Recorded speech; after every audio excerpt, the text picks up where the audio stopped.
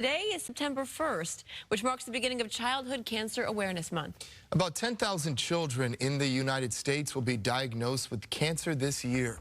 And Amanda, we know that this is something very personal and close to you. Yes, absolutely. September is Childhood Cancer Awareness Month and Blood Cancer Awareness Month. As a blood cancer survivor, I've learned that blood cancer is one of the most common cancers for children. However, there's also a lot of rare cancers. I spoke with one Calabasas high school student named Madi, who isn't letting her recent diagnosis stop her from smiling and sharing her story to help others. Meet Madi, a 17-year-old high school student whose world was turned upside down after a recent cancer diagnosis. But through it all, Madi keeps a positive attitude, hope, and the willingness to share her story to help others. In the beginning of June, I was at school, and one day I just started feeling numbness in my leg. There was a little bit of pain too, I recall. And we thought originally maybe it was just a pulled muscle. Before she starts her next round of chemo, Madi and her mom, Michelle, let us come over to share her story that can help other families and for Childhood Cancer Awareness Month. Madison, truly her world was flipped upside down the day we were admitted.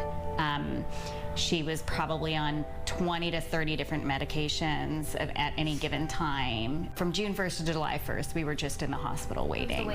And what advice would Michelle offer to other parents? If there are bizarre symptoms or unique, their sensations, they definitely should get it checked just to be on the safe side. I'm a single mom and there's a lot to juggle. Not only that, but obviously Maddie is now a senior, so she's dealing with this as we're preparing for college. But for now, Madi is focused on finishing treatment and graduating high school.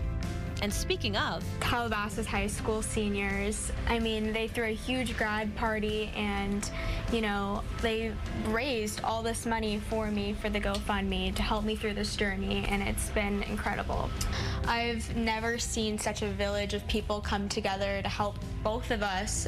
We've had a bigger social life than I think we've had before this. There's people coming in and out of the hospital all the time, helping with food, helping with just emotional support. My biggest learning curve through all of this is just telling myself, I'm strong enough, I got this, and I know all of you are capable of doing that as well.